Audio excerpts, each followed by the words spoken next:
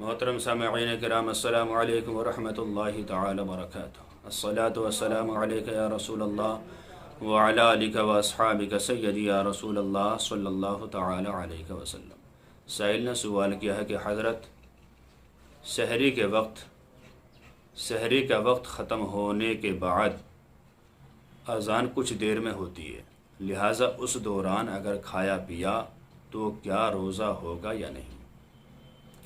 دیکھیے حضرات، جب سحری کا ٹائم ختم ہو گیا اس کے بعد اب یہ فجر کا وقت شروع ہو گیا، لہٰذا اس وقت میں اگر کسی نے کھایا پیا یا کھاتا رہا تو اس کا روزہ ہوگا ہی نہیں، اس لیے کہ وقت کے اندر سحری کھانی چاہیے تھی اور اس نے اوور ٹائم تک کھانا یا کھایا یا پانی پیا، اس لیے اس کا روزہ نہیں ہوگا۔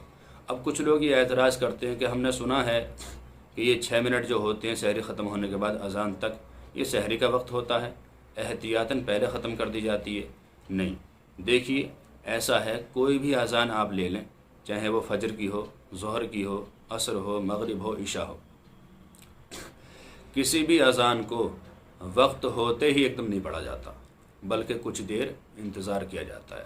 جیسے کہ آپ دیکھ لیں، ظہر ہے یا عصر ہے یا عشاء ہے، وقت ہونے کے 4-5 منٹ کے بعد، 10 منٹ کے بعد، 20 منٹ کے بعد اذان کہی جاتی ہے۔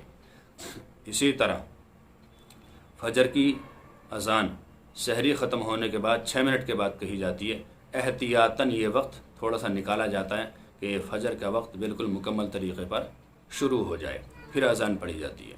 لہٰذا اس دوران کسی نے اگر کھایا احتیاط کے وقت میں جو 6 منٹ ملے تھے تو اس کا روزہ شروع ہی نہیں ہوا۔